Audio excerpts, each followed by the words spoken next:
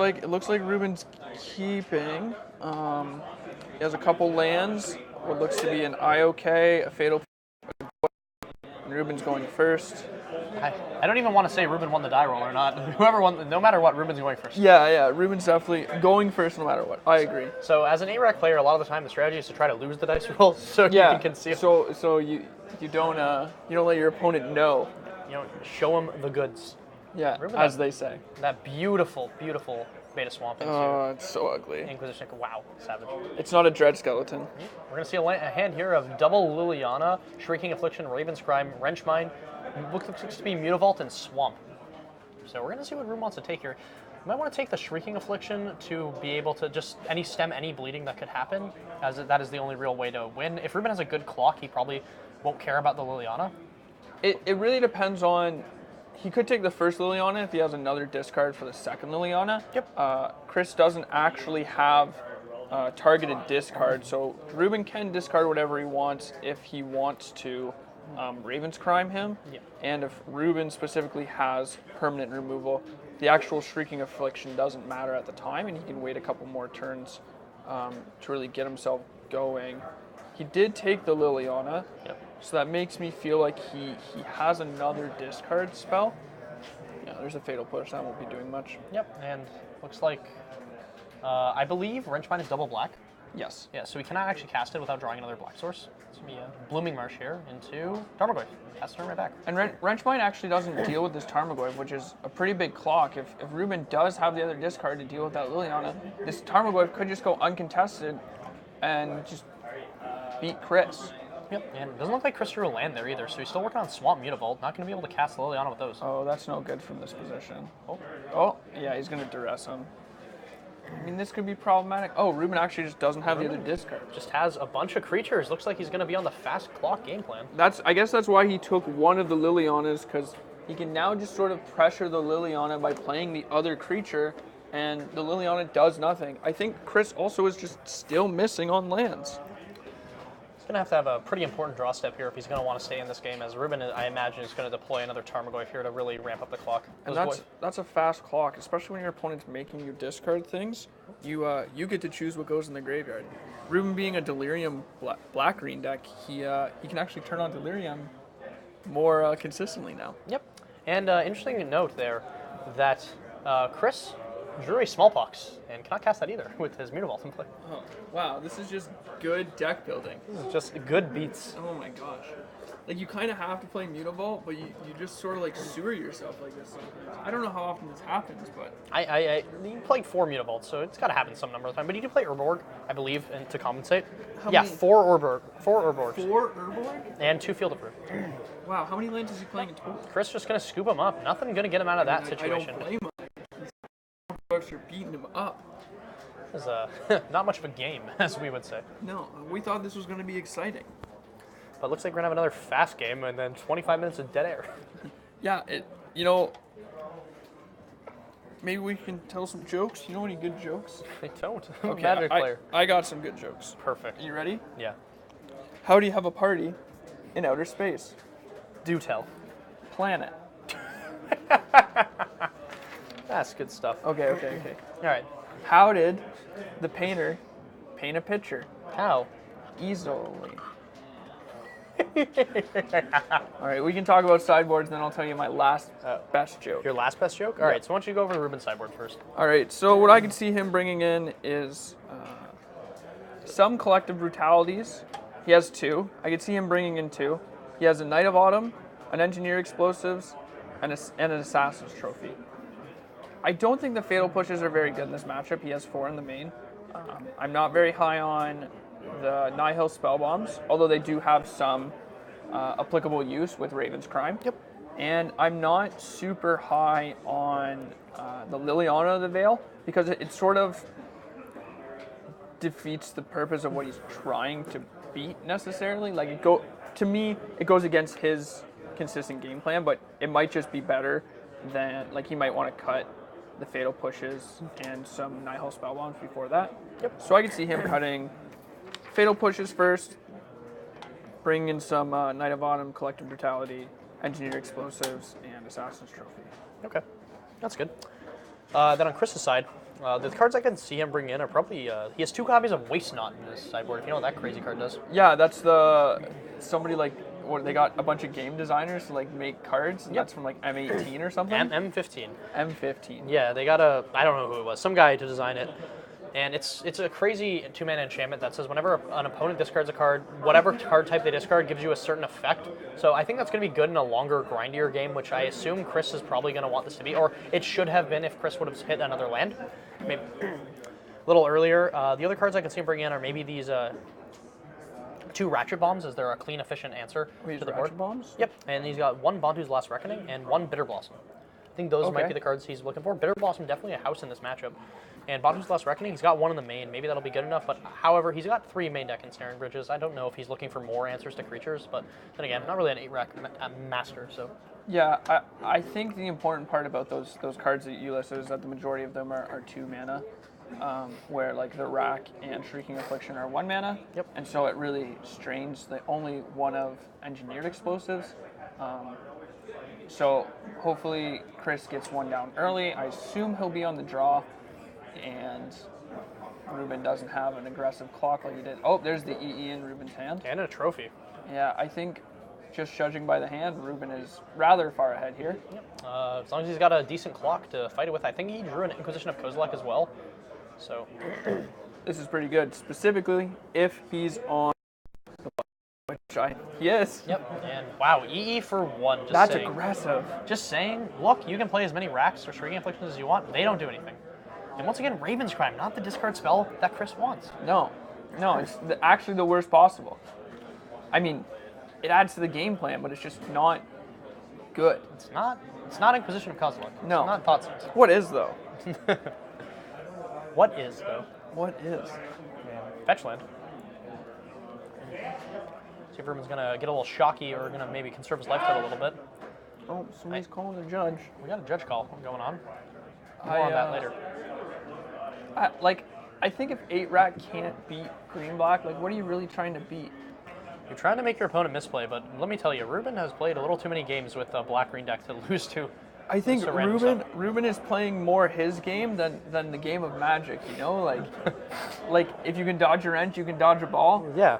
Ruben's dodged a ball. Yeah.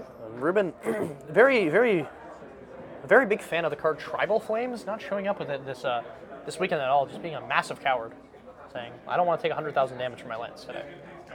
Bam, Wrench Mine. I don't blame him. Wrench Mine is actually an okay one here. If Ruben would have just kept that Engineered Explosive, you could discard it for the 1 artifact. Yeah, it's just a pure 1-for-1. That's why you sided in for this matchup, so you can discard it to Wrench Mine. You just bring in as many artifacts as you can.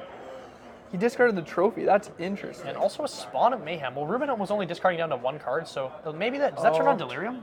It does not. It does not. No, he's short 1 card type. Yep. Grimflayer is actually going to be huge in this matchup, as it's going to let him sculpt the top deck of his library, which is the most important card. The top deck of his library. The top card of his library. My apologies. The top card. Bottom deck of the library myself. Oh, of course. Looks like Ruben's just going to pass after playing a second Grimflayer. Did third land, which is interesting. He chose to, interestingly enough, mill a Liliana and a Knight of Autumn off top of his library. Yeah, so he did bring in the Knight of Autumn. Yep. Okay, that's good. I'm good at this game. And he milled the last hope too. So he milled the top 3 cards of his library, probably because they're all 3 and he can't cast any of them. Right. Yeah. Okay, there's the Bitter Blossom. And Shrieking Affliction. The Bitter Blossoms are going to do absolutely nothing against these 4/4 Grimflayers, though. Because they have trample, I believe. In fact, it might be not a good idea to play the Bitter Blossom because you take damage and they can't really block. Wow, and he's going to get to snipe that Ensnaring Bridge there. Oh, This is huge. If he just played the Ensnaring Bridge this turn, he would only take 8 from these Grimflayers, but he'd be able to play like Smallpox, Shrieking Affliction, or the Rack the following turn, and he would just be extremely far ahead. Oh, now he just has like no chance because that Ensnaring Bridge is gone. Yep, and bam, 8 damage. 8 Demojis going to come across. Yeah, after you see Ruben discard that Assassin's Trophy, you have to just be so giddy to just throw that and bridge into play. Yep.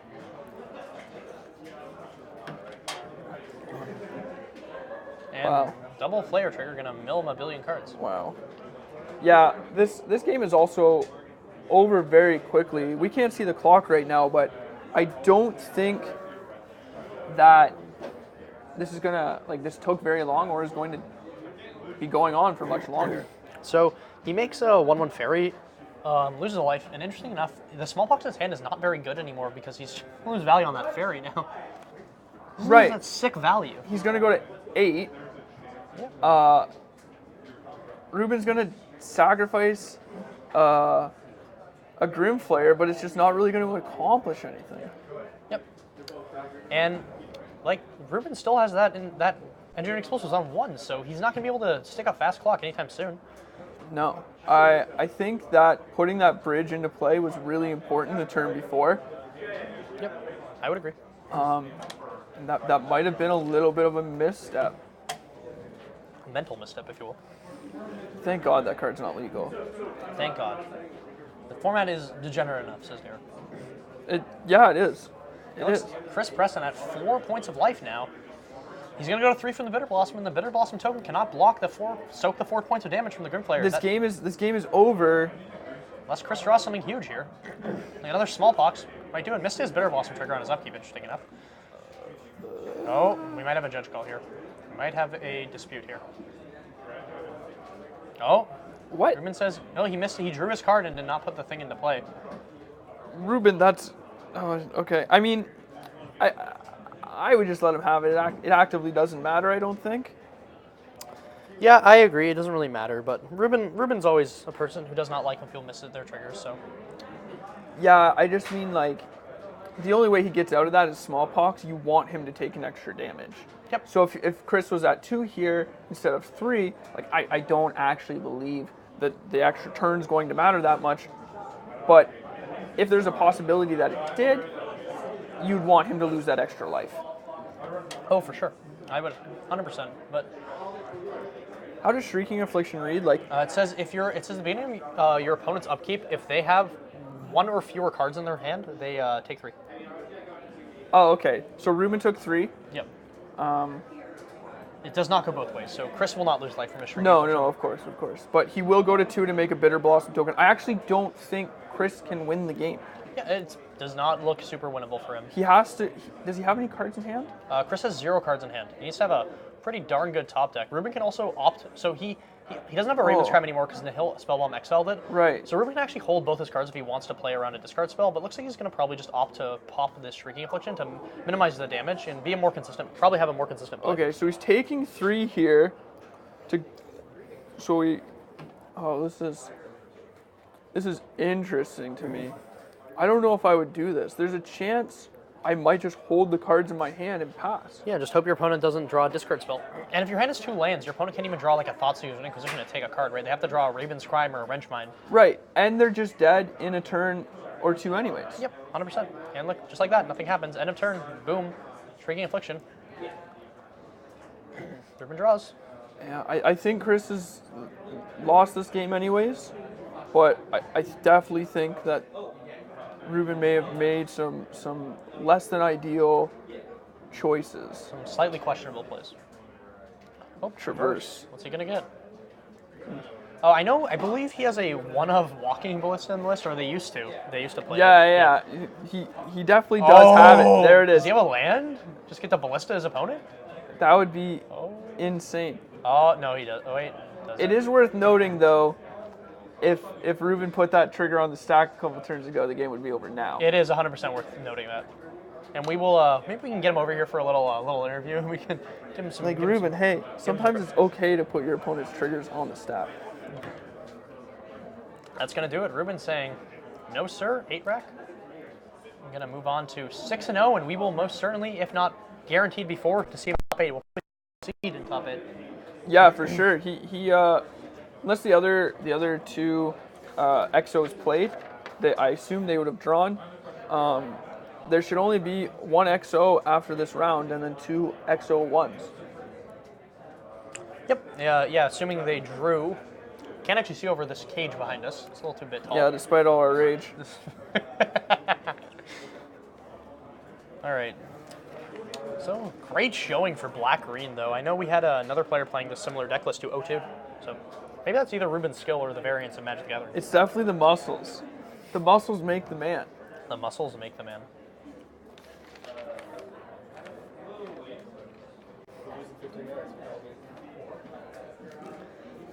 All right, so let's talk about some of these other players that are doing well right now. So we know Ruben's playing black-green, currently 6-0, probably top of the tournament.